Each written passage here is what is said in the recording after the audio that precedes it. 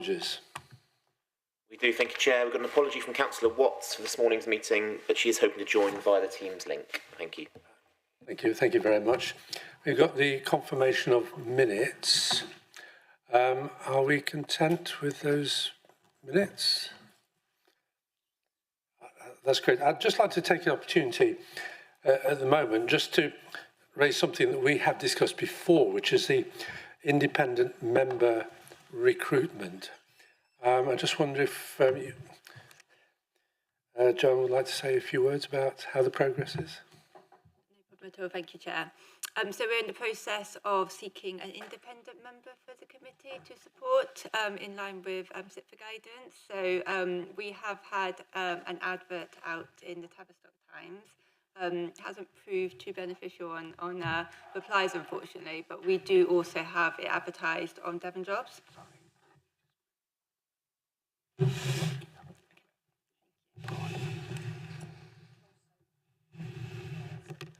Thank you. So the advert that's gone on to Devon Jobs is still live, and we have had some interest come through that process. It's very important that sort of looking at the skills of the individuals, that they're the right fit for what you're looking for as a committee. So currently it's with Tony Rose, who's the head of the partnership. He's looking through the CVs and the application forms, and then we will come back to you in terms of an update on anyone who'd be relevant for West Devon. Obviously, when we're looking for an independent member, geography does play a part in it. So it's obviously looking for somebody from the local area as well, obviously down to travel, etc., and an interest in that local area. So there will be a further update coming through over the next couple of weeks. Thank you, that's very helpful. I think it would be great if we could get it from the start of the, I was going to say the new academic year, but the new municipal year. Thank you very much. We've got the items with urgent attention. I don't have any. There's the division of the agenda. There's an item which potentially would be a part 2 under the risk items, item 10, the waste. The waste site on commercial grounds of commercial sensitivity. So if it comes up, we'll go to part 2 at that particular point. Okay, thank you. Do we have any declarations of interest set out in the agenda? That's great. Thank you very much. Can we move on to the proposed internal audit plan? Yes, thank you, Chair. This is the proposed internal audit plan for 2025-26 for the committee's consideration and approval. A rigorous process is in place to devise the draft plan. Devon Audit Partnership reviews the risk register, highlighting any medium and high risk for consideration in the annual plan. Where audit work has already been conducted, this is noted, including the assurance opinion provided and the date of the last review. Any areas of high risk or lower assurance opinions on the work performed by DAP will be reviewed as part of the follow-up process. The draft audit plan is discussed at the senior leadership team level to identify the key areas of focus and determine where independent assurance is required. DAP provides their expertise on risks facing local authorities, particularly those specific to West Devon. Core assurance areas, as outlined in the overview document, will always be included to ensure that the key financial systems receive sufficient audit coverage for the end of year opinion. It's important to remember that the audit plan is not set in stone for the year ahead and will remain flexible in response to changes in risk scores and emerging risks. Any subsequent changes to the plan will be brought back to the committee for approval. Thank you, Chair. Thank you very much. Do anybody have comments and questions, queries? Councillor Cheadle. Thank you very much. I don't know if this was a deliberate little trick to make sure we had read the documents or not, but I noticed in the Places and Enterprise it includes Salcombe Harbour, which I don't think is one of ours. There's lots of Southampton. It is a joint audit plan for both councils. So okay. Yes. My question, though, is I noticed that one of the areas the audit covers is performance management.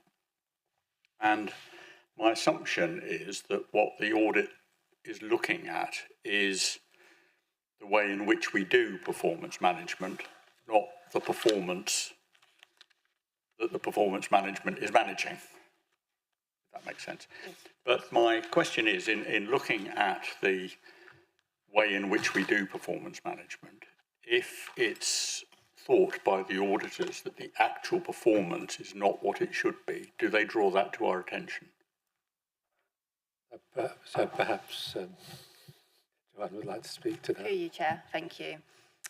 Yeah, in terms of an answer to that question, so in any piece of work we're doing, we are looking at the process. So it's really important, what is the process in place for performance management? Is that in line with the policy in terms of what you say they will be done? Does that happen in practice? So it's very much that's the starting point. But in any work we do look at samples of work that's been done.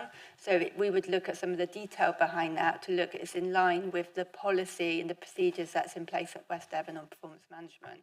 So the process, is it working as it should do in line with the policy and procedures? And then the sample of those that have gone through in order to ensure that's in line.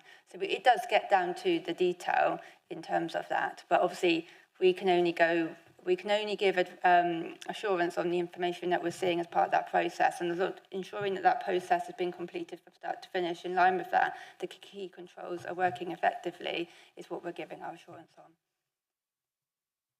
Yes, so if the performance, if you spotted a bit of performance which was significantly subpar, as it were, you would draw that to our attention. Even if the performance management system was measuring it correctly. So the outcomes from that would be what we'd be looking at. So obviously, the performance management documentation that we've looked at as part of the process, we would look to see the outcomes of that, if there's work to be done or if there's any action plans, etc. Well, what's the next stages of those? So we'd follow that through depending on the information that we've looked at. So those outcomes would be followed through in terms of the processes. Thank you very much. It's very clear. Is any other questions, points? If I may just make one observation on, if you like, the page 13, which is the thematic overview, which is a change. Page 13, thematic overview of audit coverage on here. Sorry, Councillor. Yeah, I'm sorry about that. It was just a different format. That I just wondered if you might want to say a couple of words about the change in format and whether how that will affect or not the programme. Thank you. In terms of the format, so you'll notice that it is different to what you've seen before, but it does provide the same outcomes. Obviously, we audit a number of councils across Devon, and we do want to ensure there's some consistency in the documents that are provided in terms of that. So for planning, this is our new document for audit planning, and this feeds into, this is like an end document from quite a thorough process that has already taken place in terms of audit planning. So we have met with the senior leadership team. We have had those discussions in terms of key risks. We have looked at the risk registers, any changes to risk scores, etc., and then pulled that through to that plan on page 13 that you're referring to. So, but what sits behind that, and what you will probably recognise, is a 4-year plan. But very much in terms of auditing, we don't want to look too far ahead. We really want to concentrate on what are the key risks and focus for the year ahead, because we're very much adapting sometimes an annual plan. So to have something set in stone for 4 years, it is looking too far ahead really, because as we all know, things do change quite quickly, and we do need to react to any changes in risk as they come up. So very much, this is a document that you will see moving forward into further years, similar to sort of the update report that you do see, but hopefully that gives you a real flavour of the different topics that we're looking at across the different areas. And then at the bottom of that screen on page 13, you've got your core assurance, which is where we would want to give our annual assurance on those key areas in order to help us provide that end of year assurance statement to you. Thank you very much. Are there any other comments, queries? That's great. Can we have the recommendation? Everybody content with the recommendation? Good. Thank you very much. We'll move on to... Carried for the recommendation. Thank you, Chair. Well, there we go. There we go to the next item, which is progress on the 2025 internal audit plan. Thank you, Chair. Councillor Edmonds. Yeah, the report provides an update on the progress of the internal audits as at mid-February 25, based on the work performed during 2024-25 and Devon Audit Partnership's knowledge of previous year's audits. The current opinion is reasonable assurance. The end-of-year opinion will be provided at the next committee meeting once the audit work for the year has been completed. Reasonable assurance is a very good opinion to achieve and demonstrates a sound system of governance, risk management and controls across the council. The tables on pages 22 and 23 shows good progress in the delivery of this year's plan, and there are no concerns at this stage. The reviews performed since the last committee meeting are detailed in Appendix A, along with a summary of findings, all of which have achieved either a reasonable or substantial assurance. Thank you. Thank you, Councillor. It's a very good set of reports. Does anybody have specific questions, comments? Councillor Silas. Thank you. Just checking, page 31 is included in this area on the agenda, isn't it? That's right, the main accounting system. I get this theme throughout the report that there may appear to be some staffing issues, and I was just wondering if there is anything that the Audit and Governance Committee needs to be aware of. It's just these threads through its comments. I think it's section 1.5. Lisa, Thank you, Chairman. I'd like to speak about this. To take that question. We did have a vacancy in the head of land and property, but very pleased to advise members that we've successfully recruited to that post. That post holder will be in post very, very shortly. So in terms of any vacancies at a senior level, that is one post that, for example, in the debtors report, there's a recommendation there around the finance team working very closely with the head of land and property around things like debt recovery. So that is something that's a high priority for us as soon as that post holder is in post. I'm not aware that we've got huge staff vacancies elsewhere within council services. I mean, I think we've got our, obviously, occupational development plan, our OD plan, which has been very successfully implemented. We're looking to have some apprentices join the council, and I think our turnover of staff is more or less sort of normal levels. Thank you. May I have a supplementary? Thanks, Lisa. That's reassuring. And what options are there for staff? Have you got a really good open door policy so that if they are getting overwhelmed, they can go, whoops, you know, because the work does seem quite heavy. Yes, absolutely. So all teams have regular team meetings. Ourselves as a finance team, we meet every month. Pauline, as the head of finance, has one-to-ones with every single member of staff, don't you, on a regular basis. So yes, we've got that process in place. All staff have sort of targets of what for the next month, and then heads of service will go through and managers will go through with staff their sort of progress against those targets. And as I say, the work that we've done, the most recent staff survey were very good results. Yeah, so I don't think we have any concerns at present. That's wonderful. And one final question. And is the IT functioning well? Are there any issues at all with IT? Because I think historically there have been, but what's the picture with the IT? I'm not aware of any sort of IT issues. I mean, particularly for ourselves in finance, We had a lot of support from the IT team in moving to Civica Financials to the cloud. Our next big project really is around All Pay, which is like the cash receipting system. So we do have some work to do on that through March and April. Now that we've got Civica Financials in the cloud, that'll be our next project prior to closing the accounts. Thank you very much. I think you've had enough. No, just for clarification. Yeah, when I said there were issues, I should have said there are changes. And thank you very much, Councillor Cheadle. Thank you. Looking at the list of on the audit plan, I noticed there's nothing down there specifically on planning. And I wondered if there should be. There are seismic changes taking place in the planning area, should I say, with changes to the joint local plan and changes to the national planning policy framework. So, I mean, all the balls are being thrown up in the air at the moment on planning. And it will be interesting to see how we cope with that. So that's a massive change we're in the middle of at the moment. And I wondered if that's something the audit system should pay some attention to. Could I just take up as a very valid point?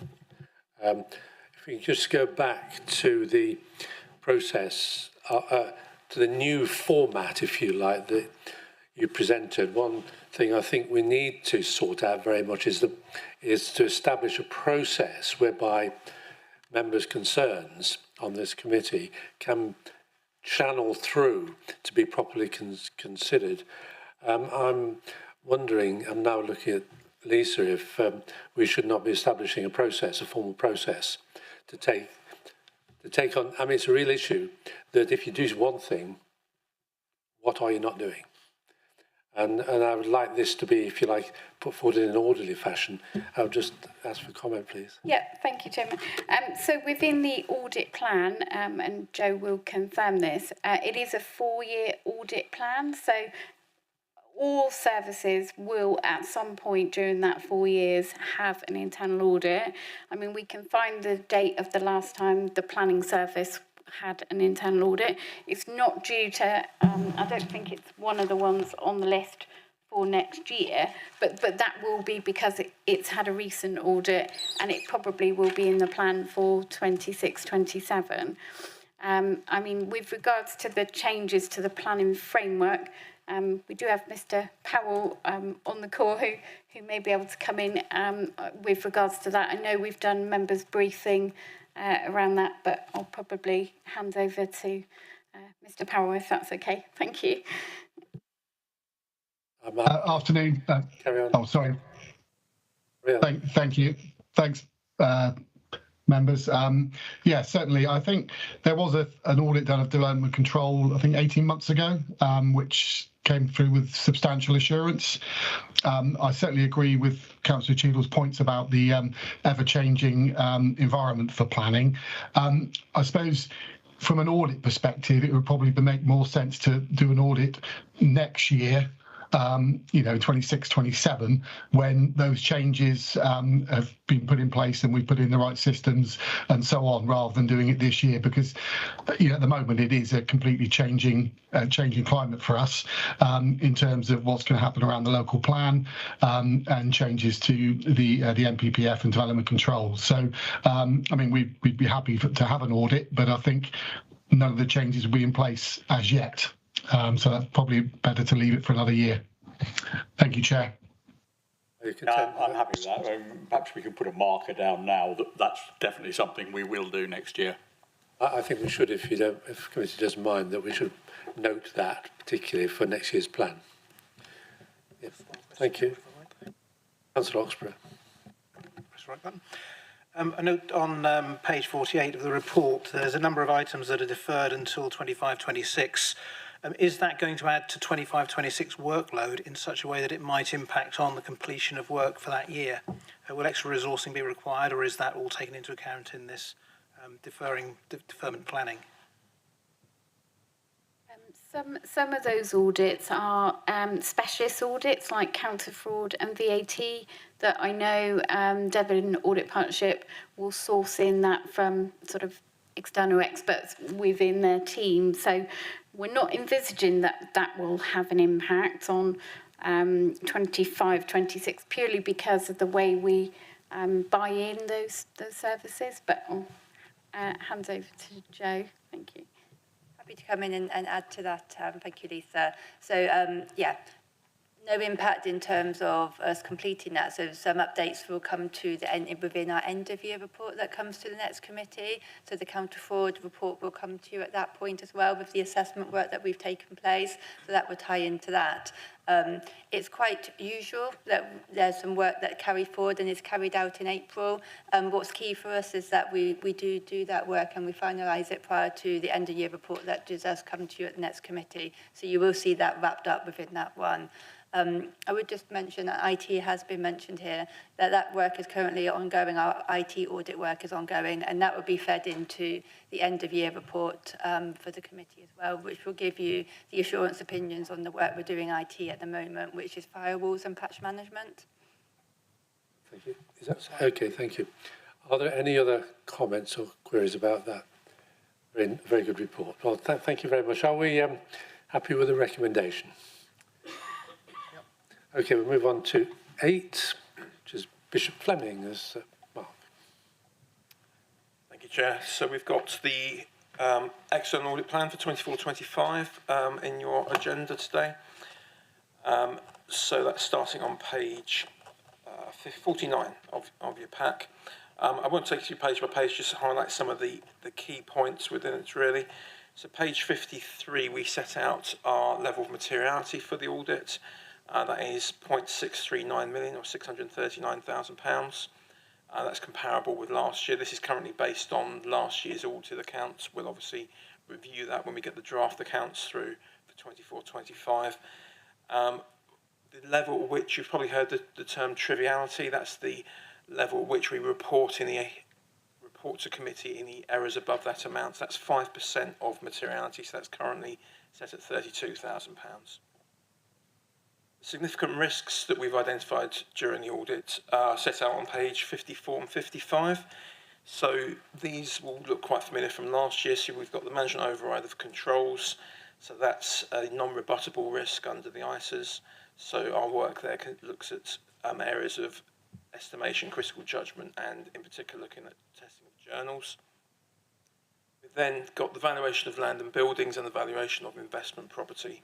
Clearly large estimates involved in those, and also the valuation of the pension fund net liability. So those are the same significant risks as we had in last year's audit plan.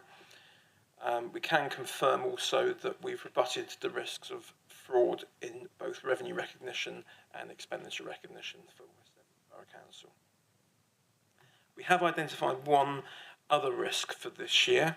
So that's set out on page 56. So that's the implementation of IFRS 16. So that's a standard on leases.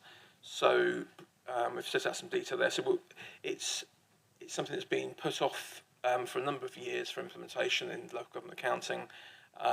It's finally being implemented for 24-25. So we're including this on all of our audit plans so that we can do an assessment of how well councils have got processes in place to identify all the appropriate leases, because this in effect brings leases onto the balance sheet as right of use assets.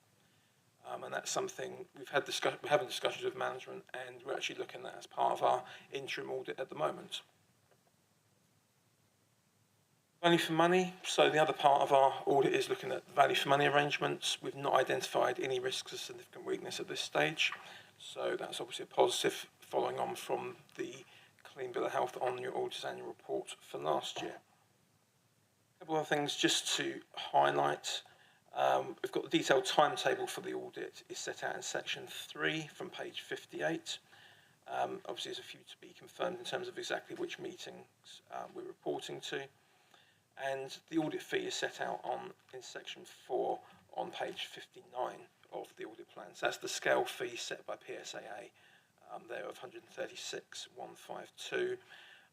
We've indicated that there's a potential fee variation in relation to the work on IFRS 16, but that will depend on how much work we need to do in relation to that. So that's been deemed, so that will vary from council to council, depending on how many leases there are and how much work there is to do. Just a couple of things just to flag in the appendices. Appendix 2, if you're interested in a bit more information on the implementation of IFRS 16 on leases and what that's about, that gives a bit more background information and on Appendix 3 on page 63, we've just got a couple of sector updates, one talking about devolution and LGR, obviously a very hot topic, and also a bit on local audit reform and the backstop position for 24-25, which effectively means that the accounts have to be, the published audited accounts have to be done by the 27th of February 2026.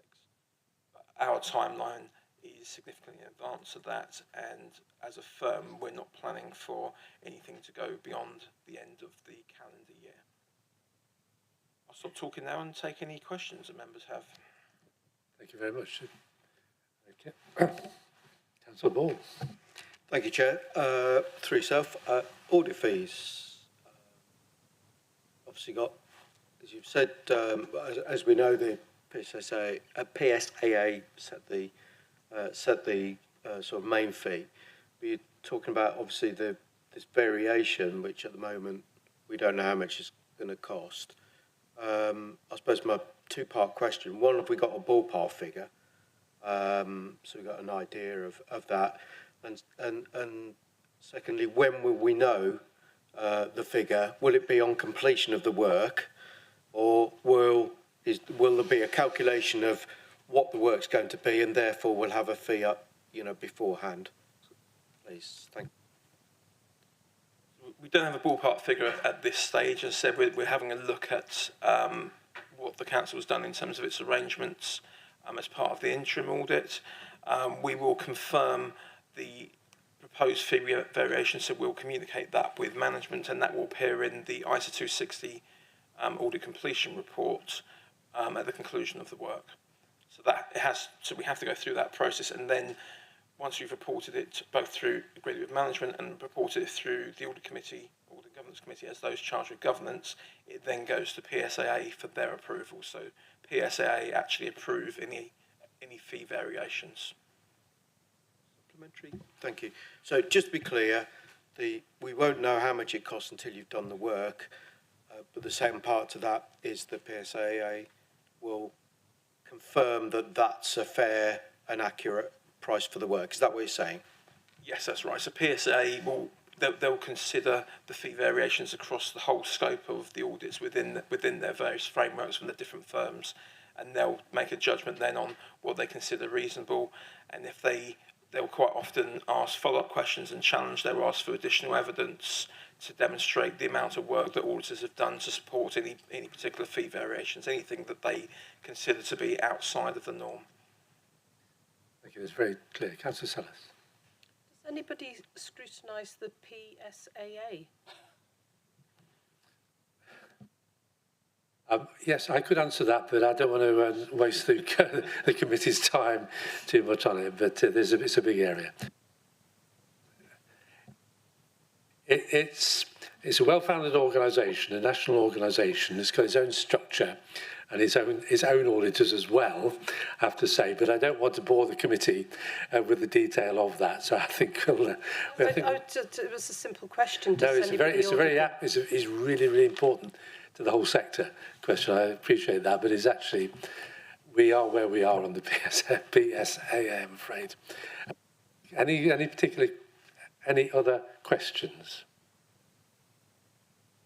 I've got two questions, if you don't mind. One is just a confirmation of the timescale that we've got. We're now within a normal timescale for the audit that we'd expect to see, or is there any element of catch-up? No, there's no element of catch-up now. So this was the West Devon audit wasn't one that was impacted by backstop disclaimed opinions or anything like that. And the timetable that's set out there shows that we've got it booked in to start from the end of June for the final accounts audit.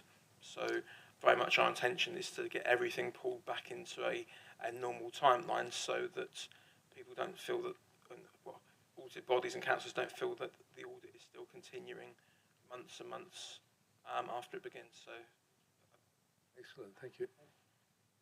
Any other particular questions? I've got one final one. I think it's on page 63 about the local audit reform, where the FRC is going to be replaced by the local audit office. Will that have any particular effect on our audit? Page 63. I don't think so directly, Chair. I think these things are moving quite quickly at the moment. So the local audit office will potentially impact on PSA. There's discussion whether the PSA will become part of that arrangement as well. But that won't have any direct impact on how the audit operates this year. Thank you very much. Very clear. Anybody else have? Councillor Cheadle. Not quite sure how best to ask this question, but in X years' time, where X is probably a number between 2 and 3, West Devon won't exist. And it will need to sort of exit in as clean and auditable fashion as possible. Are you giving thought, I noticed your piece in here about local government reorganisation, are you giving thought to the sort of audit programme that would be required to be done at the closure of a local authority?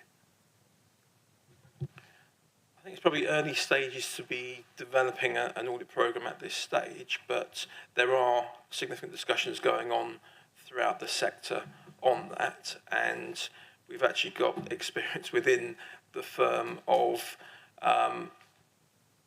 Cornwall arrangements when Cornwall reorganisation happened there. So these sorts of things have happened elsewhere. Wiltshire's been through it recently, Somerset. So there are quite well-established processes in place.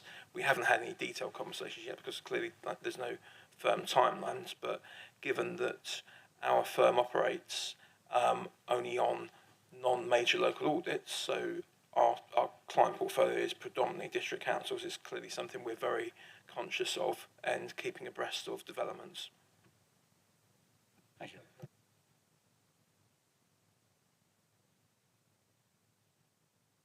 Just curious, when said audit is undertaken, who will it report to? Because this council won't exist anymore, so presumably it'll go to some higher authority. What's happened in these sort of circumstances previous in the past is it will report to the successor body. So the audit reports and opinions will be in the name of West Devon Borough Council, but the reports would be being accepted and considered by the successor body. Thank you. Questions, points, final? Are we content with the recommendation to note? That's great. Well, thank you very much. It's a good report. Right, agenda item 9, capital strategy, etc. Councillor Edmonds, please. Thank you, Chair. The report sets out details of the proposed capital, investment and treasury management strategies for 2025-26, together with their associated prudential indicators. Comprehensive details of each strategy are set out in the report appendices, so I will briefly mention a few of the headline details just as a reminder. The capital strategy sets out the council's projected capital plans, which include a new railway station and integrated transport hub on the eastern edge of Oakhampton, housing projects and climate and biodiversity health and safety compliance. Capital financing requirement, the measure of the council's underlying need to borrow for the capital programme, is projected to be £23.7 million for 25-26. This includes borrowing for leisure, waste fleet, Kilberthy Park, housing projects and 4 investment properties. As at the end of January 2025, the council's current level of external borrowing was £26.6 million. There is a small over-borrowing position, but this will be adjusted with the proposed investment into the council's waste infrastructure. It is proposed that the authorised limit for external debt, a key prudential indicator that represents a control on the maximum level of borrowing, remains at £50 million for 25-26, with the operational boundary limit, beyond which external debt is not normally expected to exceed, to remain at £35 million. The Council's policy on Treasury investments is to prioritise security and liquidity over yield, and proposes to continue to invest its money in banks and building societies within the UK, in addition to money market funds. As at the end of January 2024, the Council held £34.3 million of investments. The budget for investment income has been increased to £950,000 in 25-26. Decisions on Treasury management, investment and borrowing are made daily and are therefore delegated to the Section 151 officer and finance staff, who must act in line with the financial strategies approved by the Council. External Treasury management training was arranged for members last week to ensure they have up-to-date skills to continue to make capital and Treasury management decisions. And finally, Chair, the report recommendations are that the Audit Committee scrutinises and recommends to Council the approval of the 25-26 strategies, and that delegated authority be given to the Section 151 officer in consultation with the Leader of the Council and the Hub Committee member for resources to make any minor amendments to these strategies if required throughout the financial year. Thank you, Councillor Edmonds. I'd like to say it's another excellent report. Thank you, Lisa. I'd also like to thank you for arranging the presentation on Treasury management. Was it only last week? I thought it was excellent, and I have to say it's well worth. I think 13 of the members attended, I believe, and I think it's very, very valuable. Thank you. That's it. Does anybody have comments and questions? Yeah? Councillor Oxborough first. It's probably not missed. People have not missed the ongoing turbulence in global economic markets at the moment, predicated, of course, by President Trump's somewhat unusual behaviour as President of America. Now, to what extent will the Treasury management strategy be able to react quickly enough to any of those changes that are happening? I mean, yesterday we saw part of the American stock market drop quite substantially to a level it's not seen for some years. To what extent is that potentially, those sorts of changes generally, and the forthcoming round of inflation that's going to happen, have an impact on our Treasury management strategy, and how quickly can you react to those changes, bearing in mind they're happening very quickly? Thank you, Chairman. Thank you, Vice Chairman. So, yes, with regards to our strategy, on page 98 of the strategy, you can see the sort of general makeup of our Treasury management portfolio. So at any one time, we've probably got a third of the portfolio invested in money market funds. Well, those are very, very liquid. They are short-term investments, and literally the council can get its money back the next day, so within one working day. So with that regard, we can react very quickly to economic conditions and whatever interest rates are available through money market funds. The advantage of those money market funds, they are AAA rated, so they are the best credit rating quality. We also have short-term investments. We always keep those investments short-term, so generally investments will be for a month or 3 months. Occasionally we would put an investment out for 1 year if it attracted a very good interest rate. But in the main, we keep our investments with banks and building societies in the UK. We keep them short-term. So in that respect, we can react very quickly to economic conditions. Our portfolio is very, very liquid. We can get our money back at very short notice. And I think that strategy bode well for us as a council when the pandemic hit in March 2020, in that because our investments were kept short term, they were kept liquid, we could react very quickly to that situation. The only long-term investment we have really is the £500,000 invested with the CCLA. That's invested in Local Authority Property Fund. So that is a very, very small part of the council's portfolio that's in a sort of long-term strategic investment. That money is tied up, so we couldn't access that £500,000 very quickly. You would probably need at least 6 months, a year notice to withdraw that funding. And actually during the pandemic, CCLA said they can't deal, that you weren't allowed to try to liquidise or get your money back during the pandemic. So CCLA actually put a stop on all dealing, but that's a very, very small part of the council's portfolio. So I think we've got a good mix. We get very good returns. Our strategy is that we would look for credit rating of A-. So, you know, we've got good credit rating, highly liquid, but we're also getting a good return on our money as well. Thank you. Thank you. It's Councillor Cheadle and then Councillor Johnson. Well, it's a question sort of in a similar vein to the one I asked before about, you know, at some stage the council having to wind down its business, and whether there are, I'm not for the least expecting you to say now is the right time to start doing that, but presumably we are keeping a sort of background plan of when certain investments may need to be capitalised or materialised or whatever, so that when we do eventually have to hand over to someone else, we sort of have a clean exit. Through you, Chairman. Yes, so very much so. As I say, the majority of our investments are short term, they're less than 1 year. I think any successor authority, we'd probably be looking at 2028, 29. So we would have a good deal of notice of a successor authority coming into being.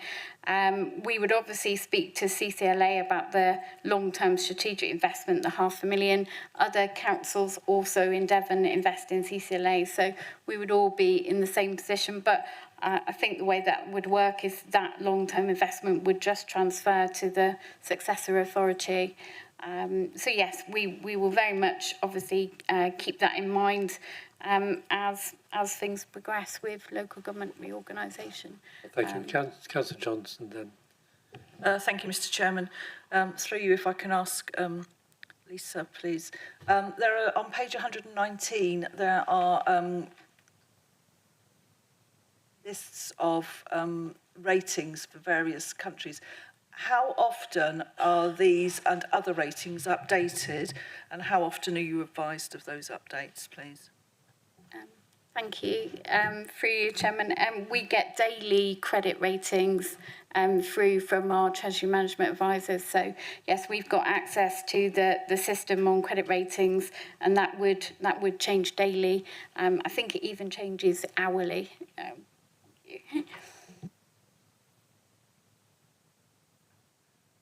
Councillor Sellers? Yeah, thanks. Just referring to outlooks and outputs on page 67, 2.2. It's just really clarification. It says external treasury management training, blah, blah, blah, which I agree with you, Chairman, was very useful. It says it was arranged for all members in March to ensure members have up-to-date skills to continue to make capital and treasury management decisions. Now, I think just for clarification, we need to reassure the public that members are not looking at the FTSE and then all the stocks and shares, that we have very capable people, as just been demonstrated, who are actively looking at the figures live. I just think that needs, it is a little bit concerning if you were to leave me in charge of the treasury management. Oh my God. I'm sorry. I think it's a really good point. Thank you. Perhaps change the words next yes, time. Thank yes, you. certainly. I think what 2.2 was alluding to was that these 3 strategies will be on the full council agenda at the end of March. They will require a formal vote from members to approve the strategies. And then once the strategy is set, we as officers have to make sure that we act within that strategy. But absolutely, we have taken external advice from MUFG, previously linked services. We have consultancy advice on all of our treasury management. So yes, we do buy in specific expertise on treasury management as well. Thank you. Thank you, through you, Chair. I realise that, but it's just, it is a document. Cheers. Thank you. Councillor Ball. Mine's simple. Well, I just want to make a quick statement, really, that, you know, obviously this is something we do very well, I think. Audit meeting after audit meeting for the, I don't know how many years, you know, we get the reports. And I cannot remember a report that has shown that we haven't performed well. And I think, you know, the comment that the question that was asked of Lisa about, you know, how often we check, I think is one of the key factors in this. And the other factor, of course, is we've got people who are dedicated to, you know, stay on top of this. They're not even allowed to go for tea break, just in case. No, that's a joke. But in all seriousness, you know, that's really important. And I think, I think we ought to, you know, say thank you to the team for the excellent work that we do on this. And we've only sort of in passing mentioned about the properties. I mean, that investment that was made, I don't know how many years ago now, 5 or 6 years ago, you know, has proved to be a really successful decision as well. You know, and that's running alongside the, you know, the other investment. So I think, if I may, through you, Chair, you know, on behalf of the committee, thank the team for the hard work they do on that and the excellent work where they do for us as an authority. I agree. I hope we can minute our appreciation as the committee, very much so. Any other points of questions? I've got one, but any other points of questions? I just wanted to follow on. There's page 98, just a clarification. And it talks about the investment properties, funnily enough. 324, fair value valuation, which it does every year. It says, note, a fair value valuation is different to a market valuation. I just wonder if you want to sort of tease that out for us a little bit, please. Yes, thank you, Chair. So a market valuation would be the current price that an asset would fetch in a free and open market. So it focuses on the current valuation in the market, whereas a fair value assessment is more an estimate of an asset's worth, and it considers other factors like potential for future growth, cost of replacement, and current market conditions. So a fair value valuation does include a broader range of factors than the market value, so they are slightly different. Thank you. Thank you. I just wondered how that affects when the line above 323, which goes to investment properties. I believe, I can't remember what the original purchase price was in 2018-19, is 23 million or whatever it was. So but now it's now to 14.5. I just wondered if you want to reassure the committee about that. Yes, thank you, Chair. So with regards to that, for those 4 investment properties, the amount of income that we get on a yearly basis is around about 1.1 million. And when we take off the cost of the debt repayments on the borrowing, and we also put 15% of the rental income into a management maintenance reserve, that reserve will have about 650,000 in it at the end of this year. So it's good financial sort of prudence really to put some of that rental income away into a reserve. And the net income generated from that property portfolio is about 350,000 per annum. So if you look back to sort of 2018 when we bought the property portfolio, very much it will be over sort of 1.5 million of income that has been generated from those 4 investment properties.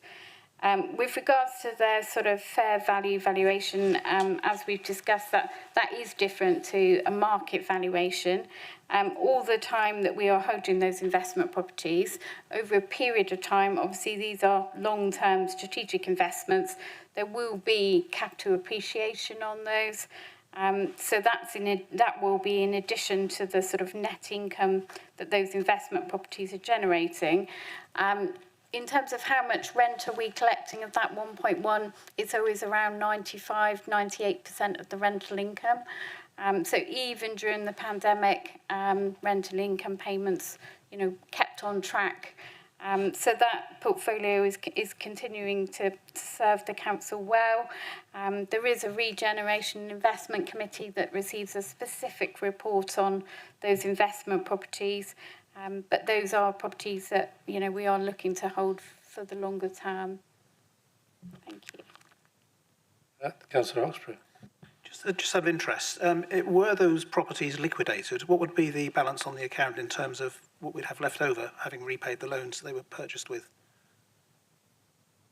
I don't think I could give an answer to that sort of. It depends what we sold them for, and also at the moment, if we were to repay the borrowing, we would actually get what's called a discount on that borrowing. So because we borrowed that at around about 2.5%, if we were to repay that back to the PWLB, they would actually give us a discount. So almost like pay us money to pay them back.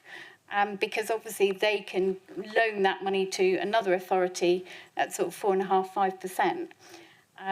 So, there would be quite complex calculations that we would have to do to take all of that into account.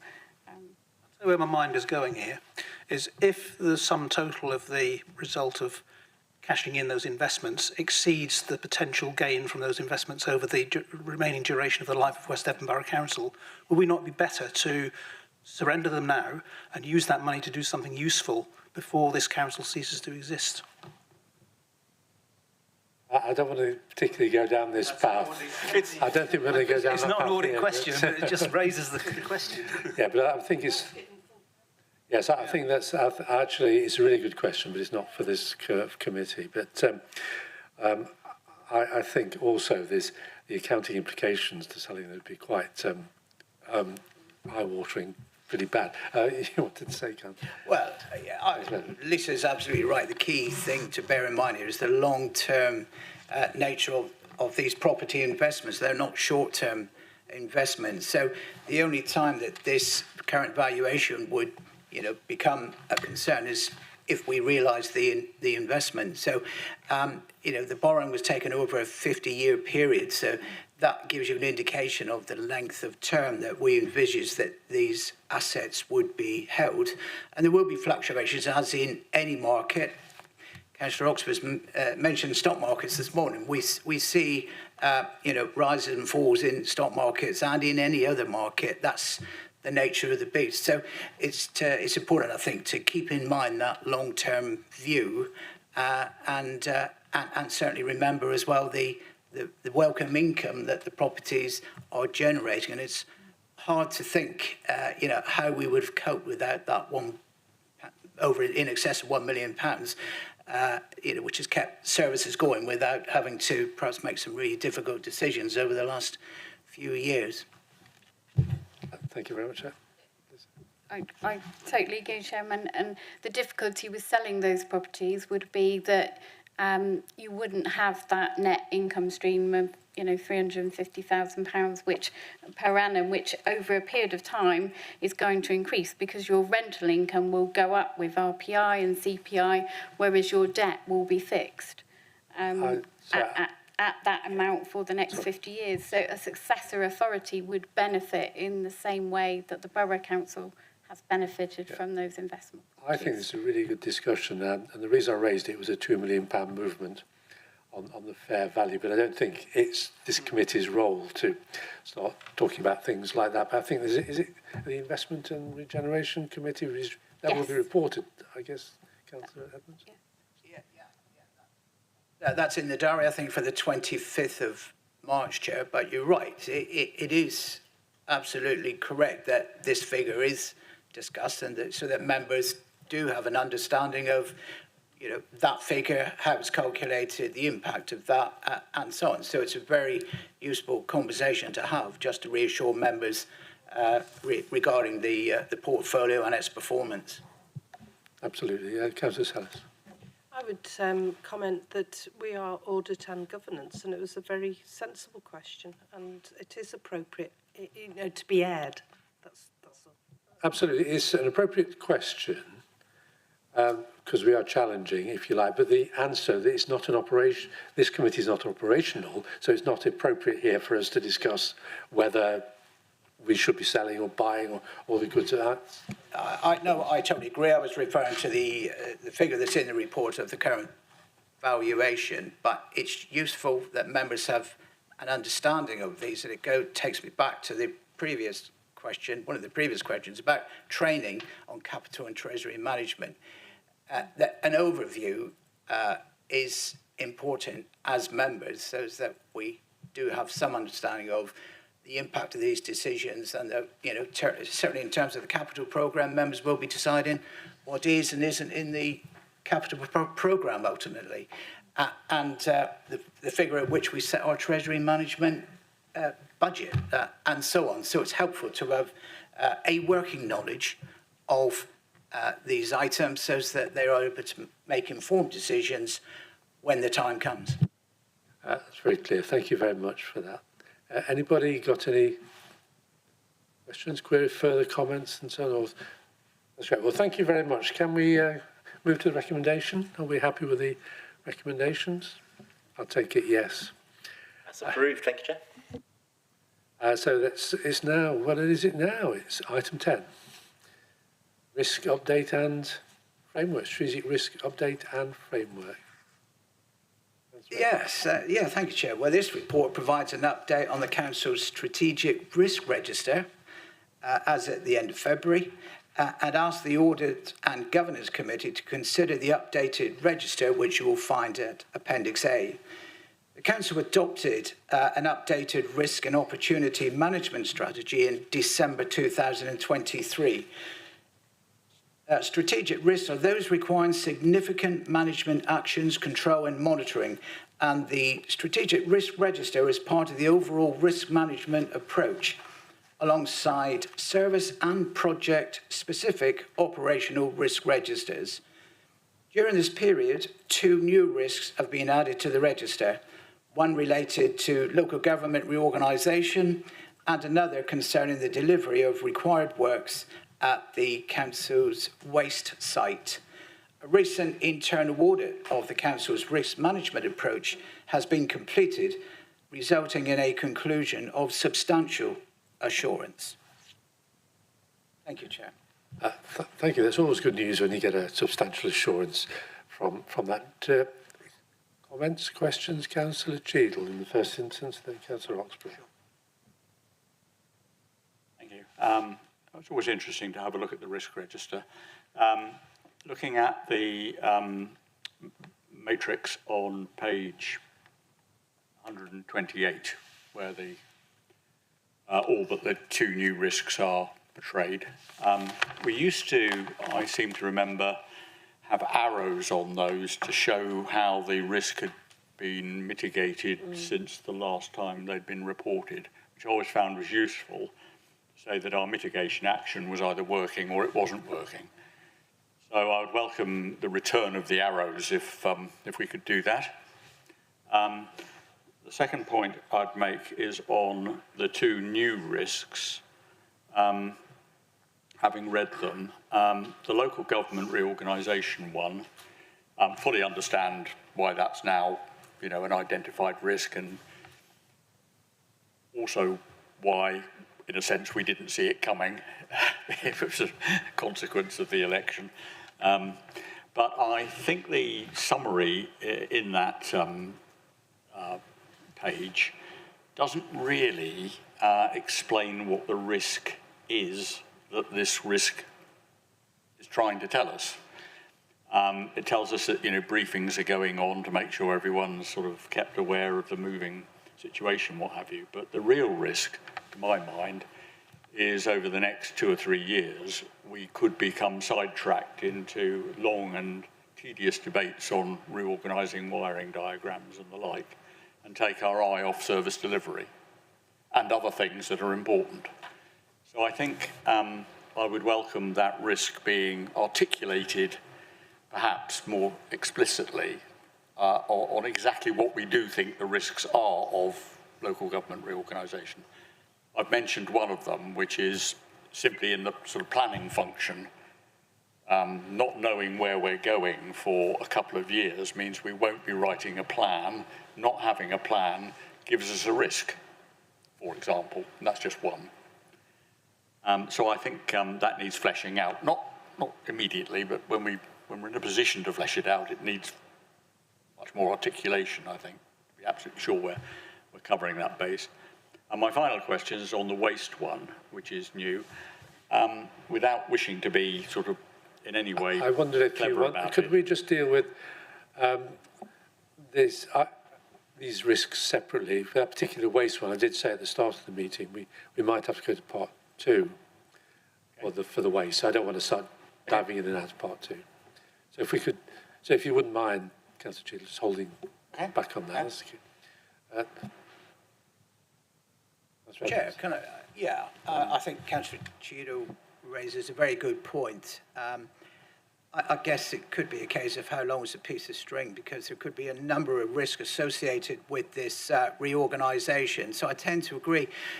One that comes to my mind is potentially a financial risk in terms of our contribution to the overall cost. How would that affect us? I also think of the officers and the uncertainty that they may face over the next year, 2 years. So there could be an HR element in there as well, and so on. So there's quite a wide range of potential risk. Perhaps a suggestion would be that SLT, when they consider these risks, which they do on a regular basis, that they perhaps consider those points, and with a view perhaps to expanding the number of risks that are included on the register if they feel it's appropriate. Good point. Yes, Chairman, could I bring in Mr. Powell, please? You're dying to come in, are you? On that point. Thank you, Chair. I totally take on the points from Councillor Cheadle and Councillor Edmonds. It is something that, this is the first time it's appeared on the risk register. We could have probably dozens and dozens of risks on there. What we've tried to articulate of this is to make sure, A, that our process is working and that it's now on the strategic risk register, which I think is correct. In determining what is the risk, we sort of set out that, at the moment, it will prevent us from delivering our medium and longer term corporate objectives, and in the short term, adversely impact on service delivery. So, and the mitigations, I suppose, are, we have got a council plan now, which is going over 3 years, which gives us a little bit more of a surety in terms of delivery.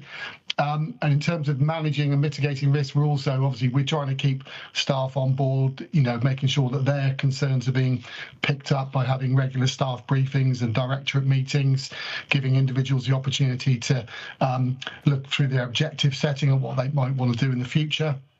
So at the moment, I think it's probably a reasonable assessment of where we are, but I think it will change. It will change after the first submission goes in, and when we get our first response back from government as to whether that's something that they're likely to support. So I think it's going to be very much a movable feast at this stage, but more than happy to keep updating the register to reflect the changes that will happen quite quickly, I imagine. Thank you, Chair. Thank you, Mr. Powell. I think that's really helpful. Councillor Oxborough. Whenever I look at risk registers and risk matters, I always like to see arrows pointing downwards and bubbles moving downwards, but we have one where we've got a bubble moving upwards, which is potentially worrying, and that concerns our adherence to the medium-term financial strategy. Now, I notice in the bit where it says, what are we doing to reduce the risk? It's not actually saying exactly what we're going to do, it's saying what's happening in order to work out what we're going to do. The problem with managing risks is that when the risk comes along, you need something to do at the point it happens, or to do something before it happens to stop it from happening. So we need to get on and do that. So what priority is being given to actually identifying practical mitigation actions that can be undertaken in the financial strategy goes off track? Well, we do have a specific project team around local government reorganisation. So from a finance point of view, Mrs. Henstock as Head of Finance sits on that. Some of the things we are doing around that are, from a finance point of view, obviously doing a lot of work around modelling, but also speaking to finance colleagues in other councils that have gone through LGR in their specific area previously. So, you know, gaining some experience and insight from colleagues that have already gone through this process many years ago, which has been very helpful. I mean, as Mr. Powers said, you know, we've got the initial proposal going in on 21st of March, full business case by 28th of November. So this is something, obviously, that we're prioritising as a senior leadership team and continuing to do a lot of work on, Chair. Just to sort of close that one down, do we have a list of things that might go wrong? And do we know what we're going to do if any of those things actually come along and start happening? I don't know if we've got a list of things that could go wrong. Obviously, we've got... we obviously have... at the moment, we're looking at options and putting those initial proposals together. From a finance point of view, obviously, we're doing a lot of modelling. But the other thing we're doing is very much talking to our MPs and responding to consultations about local government reform. So from a medium-term financial strategy point of view, there are risks in the future. Those risks are around things like no longer receiving the Rural Services Delivery Grant, not being the recipient of very much money from the Recovery Fund. I think if you look at that 600 million Recovery Fund that was announced as part of the finance assessment, rural councils received about 4% of that funding. So I think it's about telling the story about there is a rural premium, it does cost more to deliver services in rural area, and giving that narrative to government backed up by some facts around, if you look at the cost of waste in rural areas in comparison to the cost of delivering waste in urban areas, there is definitely a rural premium, and we need to make sure we've articulated that to government so that in future successive local government finance settlements, hopefully that will be more compensated for than it has been in the current financial settlement.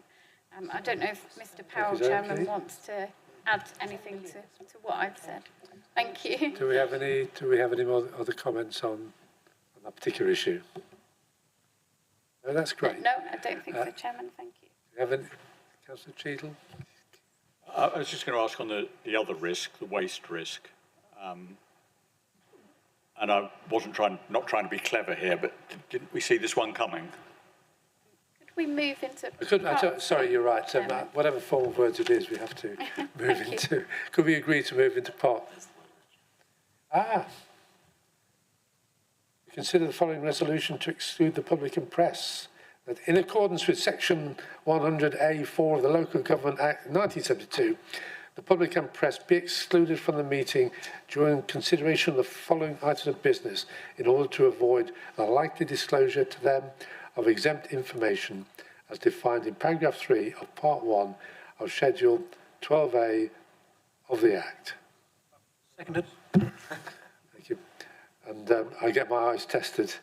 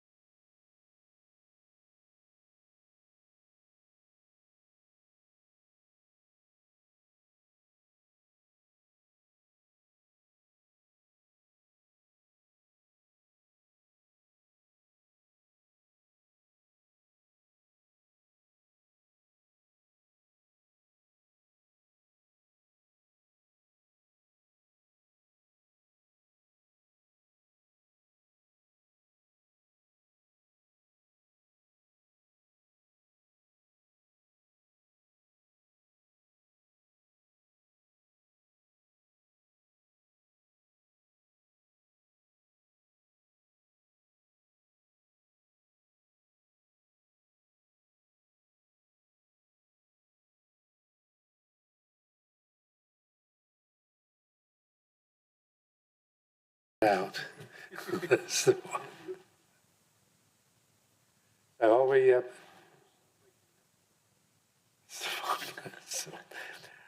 okay, on the recommendation, are we consider the update as street risk register? Are we content with that? Considered and done. Thank you very much. I thought it was a very good discussion. And I think it's Councillor Edmonds again, isn't it? Good heavens, on item 11. You're correct, Chair. It is the Councillor Edmonds show. I was right. Yeah, this is an annual report considered by this committee. The report, i.e. this is the budget book, of course. The report presents the detailed budget book for next year, which follows the approval of the 2025-26 budget by full council in February of this year.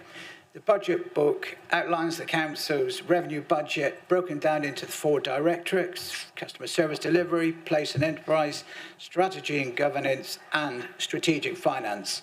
It compares the 25-26 budget with the previous year's budget and highlights cost pressures and savings identified in the medium-term financial strategy. The budget book also shows any environments which are budget reallocations between cost centres to reflect changes in responsibility. Additionally, the report notes that presentational adjustments have been made to align budgets with current income and expenditure arrangements. These adjustments net to zero, as they are purely for presentation purposes. The Audit and Governance Committee is asked to note the content of the budget book for 2025-26. Thank you, Chair. Thank you very much. Comments, queries? Who'll put their hand up first? Councillor Salas. I'd just like to say it was much easier to read in this format. Thank you very much. Thank you, Councillor Cheadle. My eye was drawn to the item on extended producer responsibility, which was a pretty hefty chunk of money coming into the council, 1.3 million or something, was it? Something like that, which is in a sense new. And I understand where the reasons behind it is to try and control the amount of packaging that producers wrap stuff up in. But I wondered if it came with any liabilities for us, or is it just free money? Free money? I'll have some of that. Thank you. With regards to the Borough Council, because we moved to a waste system whereby we had weekly food collection anyway, and all of the things that are involved in the conditions around extended producer responsibility, we as a Borough Council, we were doing that a couple of years before. So it doesn't come with any additional costs for the council. There's nothing that we have to do that we're going to have to spend money on in order to meet the requirements set out in the Environment Act. So I think probably the way to look at it is we probably, nationally, councils probably should have been receiving compensation for that a couple of years ago when councils were moving to these new systems. That's a government grant. It's money that's come through from DEFRA. Obviously, it's extremely helpful that has been brought in for 25-26. We have been asked to check the calculations that have come through from DEFRA, so we've responded to that consultation to say, actually, we think the amount should probably be a bit higher. That is an amount, it's a government grant we'll receive on an annual basis, but as you say, Councillor Cheadle, with the whole initiative being about reducing the amount of packaging that suppliers produce, we think that £1 million will start to go down gradually over the next couple of years. So, for example, the year after it might be 900,000, then it might be 800,000. It will be a diminishing government grant, but it is good in the fact that it's not going to bring any additional costs or liabilities to us as the Borough Council, because we were doing it anyway before this came in. It could bring the additional benefit that we don't have to pick up so much waste. Yes. People aren't that's putting right. that in their dustbins.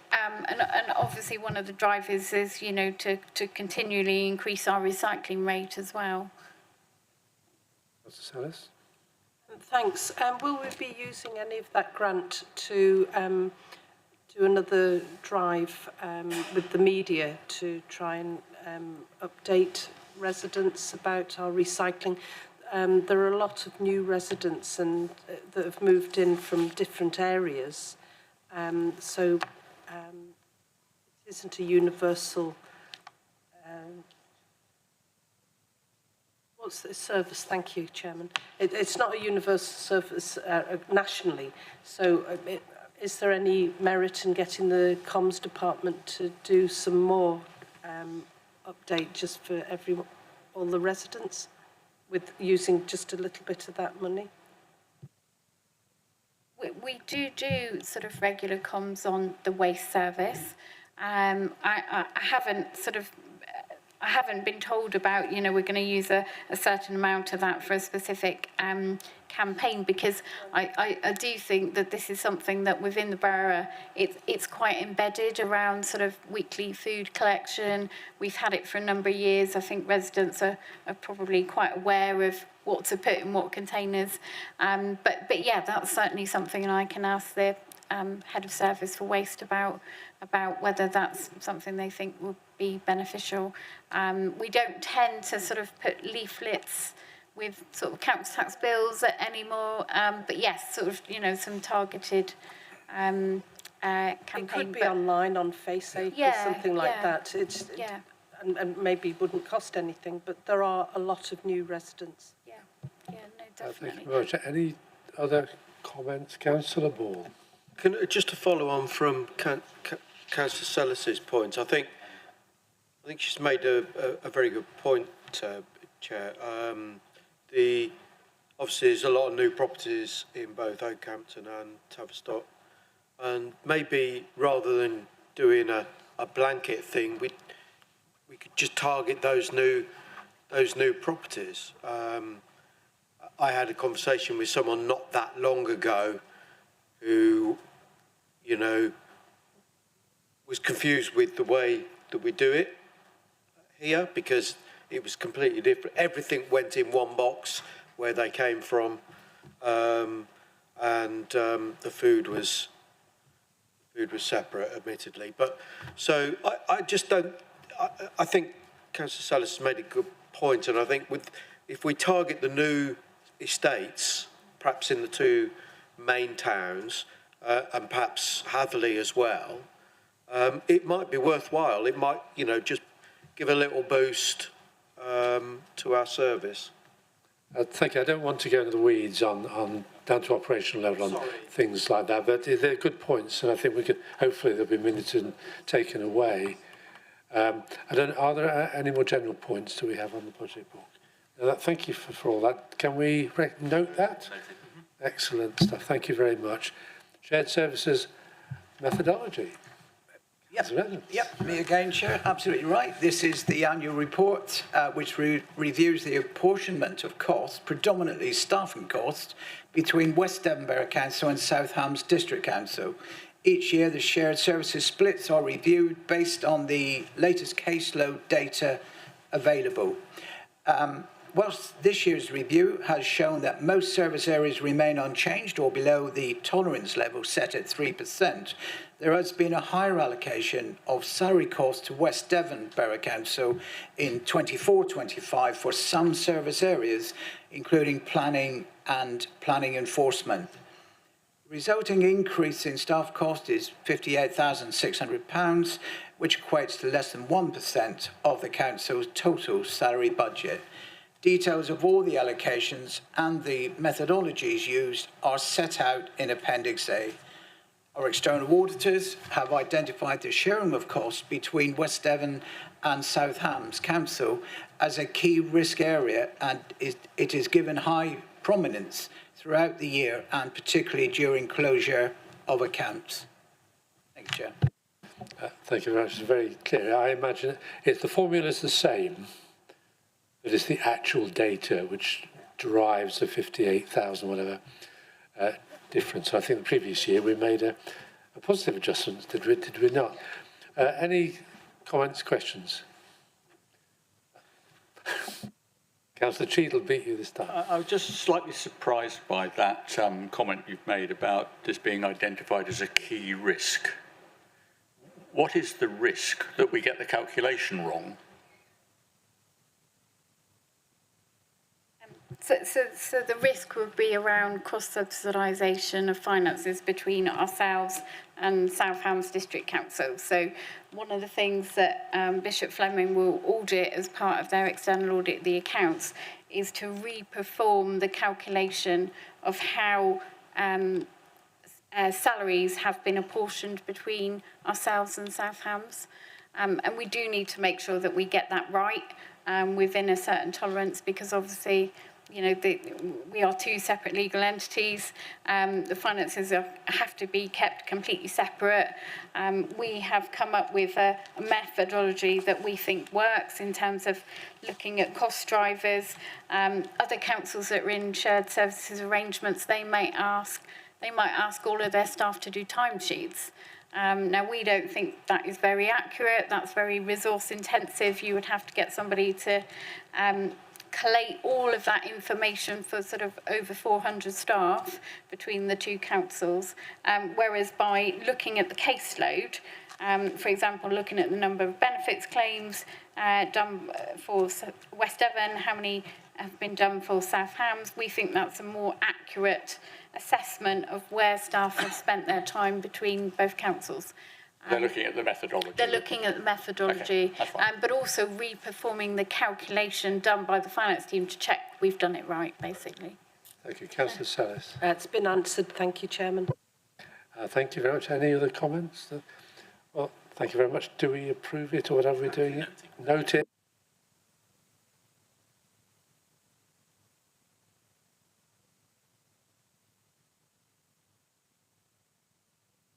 We're on the annual code of conduct report. Sorry about that.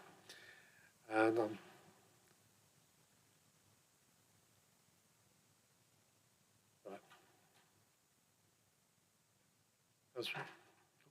Councillor Edmonds to introduce. And finally, from me, Chair, this report covering West Devon Borough Council and South Hams District Council is presented to the Audit and Governance Committee to provide a comprehensive overview of the Council's arrangements for managing complaints related to breaches of the Code of Conduct by councillors. Members will note that there has been a significant drop in the number of complaints for the year beginning April 24 and a significant decrease in the time taken to conclude the complaints. In 22-23, the councils received 30 complaints. This increased to 66 in 23-24, and for 24-25 to date, 19 complaints have been received. Given the number of town and parish councils, it is perhaps not surprising that the majority of the complaints are about town and parish councils. What the statistics do not show is that a significant number of the complaints about town and parish councillors relate to a small number of councils and a handful of councillors.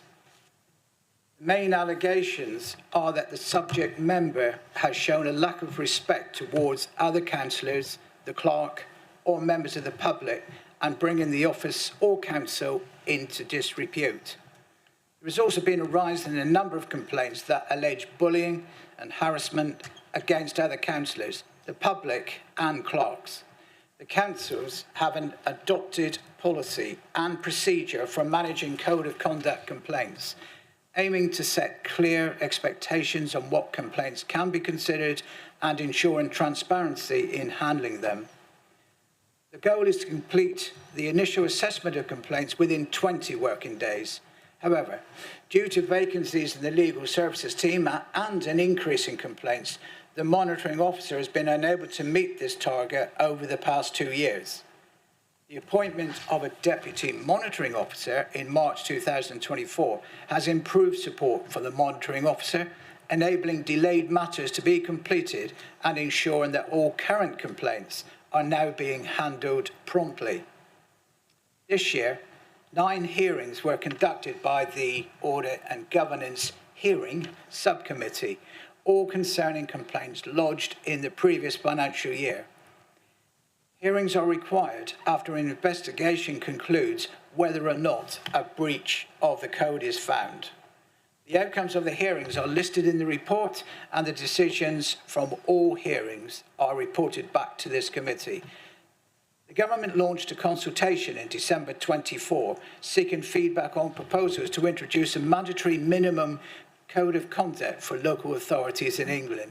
The consultation, which closed on the 26th of February 25, aims to strengthen the standards and conduct regime to ensure consistency among councils when investigating serious breaches of member codes of conduct. One proposal includes granting councils the power to suspend members for serious breaches. Currently, councils must adopt a code of conduct consistent with the Nolan principles, but they can set their own local codes. The Local Government Association published a model code in 2021, which councils can choose to adopt. However, there are no provisions for suspending councillors who breach the code, and existing sanctions are limited to apologies, training, or public criticism. The government views the current regime as ineffective and inconsistent, and is seeking a range of views on proposals to improve the system. So the committee is asked to receive the report, note its contents, and provide any recommendations for enhancing the current processes. Thank you. Sorry, Councillor Oxford. I do have some questions and comments first. Councillor Cheetham. Well, I guess what we're doing is we're just waiting to see what the outcome of the government consultation is before we consider whether we need to adjust our own processes to bring us up to the standards which they believe we ought to be at.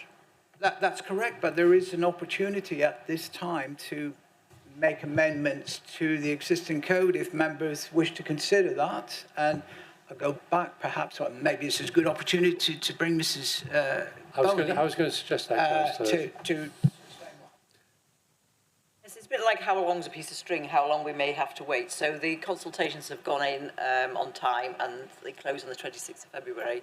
So they'll have to sort of number crunch all of that. I suspect they will make changes, but they'll have to then legislate those. So that might take some time. And it's up to this committee to make any changes to the current process that it wishes in the meantime. We don't have to be substantial changes, but we did discuss, didn't we, Chairman, about how it's a bit clunky to do with regards to the hearings. Our current process requires, so let me just backtrack, there are two stages. Stage one is an initial assessment. That basically says, has the complaint got legs? If it has, then it's referred for a formal investigation. But irrespective of the outcome of that investigation, whether it's a breach of the code or not a breach of the code, we take that to a small subcommittee of audit to formally hear that. So your powers are limited to do with no breaches because the investigation officer has gone into things in quite close detail, and there's not a lot that members are likely to want to do with that. I mean, if it looked like an appalling report, which is unlikely, you might want to call that in for a formal hearing. So that's one of, for example, might be something you want to twiddle with in the interim to save both members' time and officer time, and putting the complainants, the subject member through that process, because they have to wait that bit longer. So you may wish to discuss delegating that to the monitoring officer in consultation with the chair and vice chair. And you may want to have a small group of a couple of members just to have a look through it with me in more detail. But again, that is up to this committee. But it is within your powers to do that. Any comments on that before I make a comment? Sorry? I couldn't understand what you said. Me? Yeah. I just said, has anybody got any comments they wish to make on that? That's all. Very profound comment, Councillor.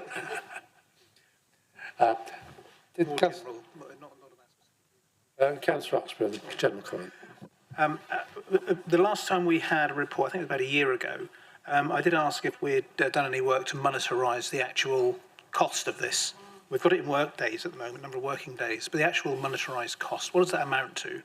And is there any mechanism at all by which those vexatious complaints that are being made, they're often numerous by the same councillors from parish councils, that pressure can be applied to those people not to do so by some form of financial cost? I don't know if there's any mechanism by which we can do that, because at the moment we're providing a free service which is putting pressures on this council, and therefore pressures on council tax, which is going around and affecting those parishes where these things are happening.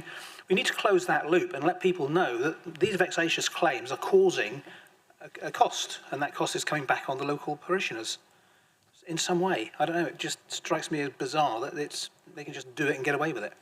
Would you like to make a comment? Yes, that's fine, thank you, Chairman. I haven't got any figures to hand. We don't time record as such, but I can give you all members, a ballpark figure of what that might be costing the council. For example, we will outsource the formal investigations, or have been doing due to the previous capacity issues, and we get billed for those, so I can easily do that side of things. The problem is that we can't recharge the parish and town councils for all that work, because it's a statutory duty on this borough council to carry out standard investigations or look into allegations of misconduct on behalf of parish and town councils. So, unfortunately, we can't, and I understand why you would raise that, because of the time costs, well, especially for me and David, to undertake all of these matters. Happily, it has reduced significantly since I've arrived, as the cavalry, as it were. And I don't know, there's another reason. We had a very high peak, and I think you're right, a lot of it was to do with the particular councils, and I'm not sure that's been particularly resolved. Again, it's very difficult to know what to do with those situations, because our powers are limited to dealing with specific complaints, rather than trying to, I don't want to use the word interfere, but go into details within those councils. I'm thinking of some form of peer pressure, that to make a statement that this claim has cost this amount of money, which is a cost to the residents of West Devon, and it's caused by a particular council. Are we able to do that? Because the monitoring officer has done that with the council that you're talking about, I believe. We're talking about the same one, and he has done that in great detail, and at the time with reluctance to try and do that. It did not have a marked effect at all on the outcome, but they have asked for another conversation, so I'm talking to David about that as well. Before we go, I'd just like to clarify a little bit about publicising of the cost to the council. Was that made public, or is that information that can be made public, that XYZ parish council cost 50 quid or 500 quid or whatever it was of your ratepayer, or are we not allowed to do that? Or should it be something we perhaps look at? It was something I need to think about the wider broadcast, but we did actually give the figure in the letter I'm talking about to that particular council, an estimate of the costs, specifically with regard to that individual council was. I'll say one thing before being Councillor Ball. I mean, you've been no better than me that just because justice costs a lot does not mean to say that justice shouldn't be given. And I think that's why I'm a bit iffy about it personally on that thing. But Councillor Ball. Yeah, I was going to say something similar actually, but only in not so good words. I think I understand Councillor Oxborough's point, and where those complaints really are just to kind of, because they're cross with somebody who might have said something slightly out of turn or whatever, they make a formal complaint. But the problem with this is the other side, where there's a legitimate complaint. What we don't want to do is,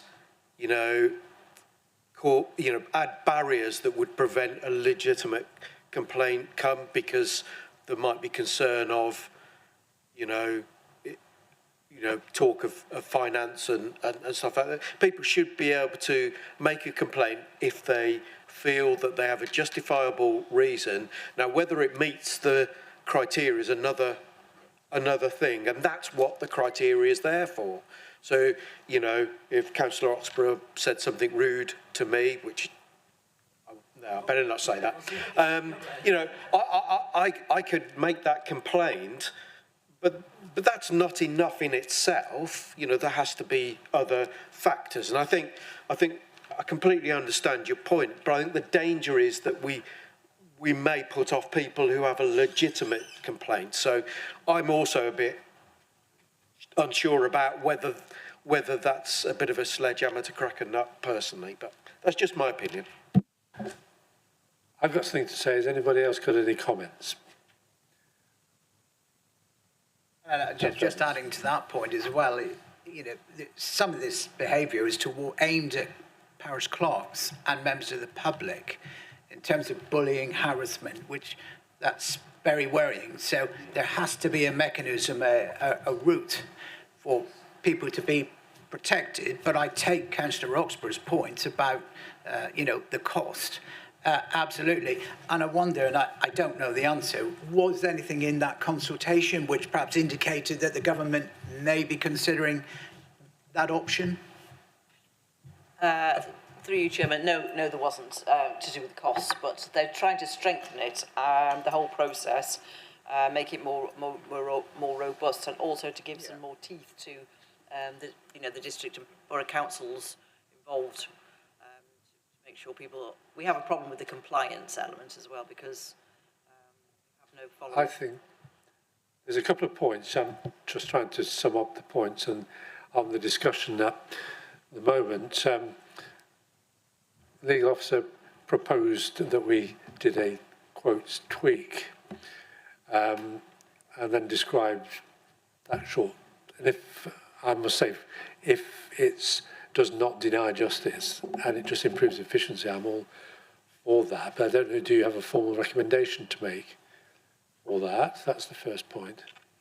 And the second point is there's a national consultation coming out. So whenever that comes out, it will produce profound changes. So we don't want to go too far down any track of doing stuff here, I believe. So, sorry, my first point is therefore, your tweak, do you have a firm recommendation that we can consider? Perhaps, Chairman, we can propose that a couple of the audit members, if you have any volunteers, just review the current process alongside the Monitor Office and report back to the Audit and Governance Committee. That sounds good. Anybody against that? People happy with that? Or yeah, that's very sensible. Could we put that recommendation? We can, Chair. It'd be helpful to know which members it would be of the committee. I haven't said that.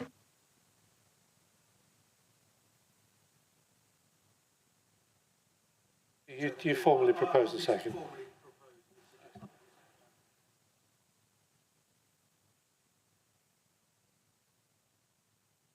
Right, Chair. Which members of the committee are we going to? I'm wording it in effect. Delegate authority to Catherine as the Deputy Monitor Officer in consultation with the chair of Audit plus Chair and Vice Chair.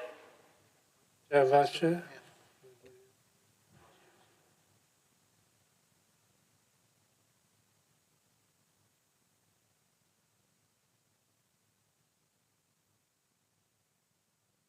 I'm quicker than I do.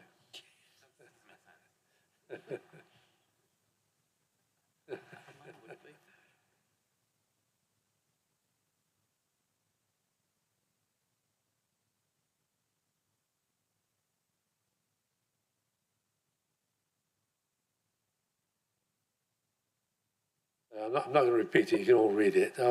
We've had a proposal and a seconder for that. Are we happy with that recommendation? That's great. Thank you very much. Approved. Thank you, Chair. We've already distributed the point. I thought that was very good. Thank you very much. So we now come down to, gosh, it's me, to do the Audit and Governance Committee work plan as it's set out there. I'd just make one or two brief comments about on page 211, Roman 5, the self-assessment of the Audit and Governance Committee action plan proposed for the July meeting. We had a very good meeting, a very good self-assessment session. I felt very good self-assessment session, and a report is going to going to be written by DAP about that, and hopefully that will be reported here and will result in an action plan as a development plan for the committee, and I'm really looking forward to that report. In addition, we've got to put in, I think, a deep dive before the October meeting on a subject to be determined. It's not on that thing. So with that, I would commend the work plan, but ask any question. Anybody's got any questions? Thank you very much. Thank you, and thank you for a good meeting. Thank you.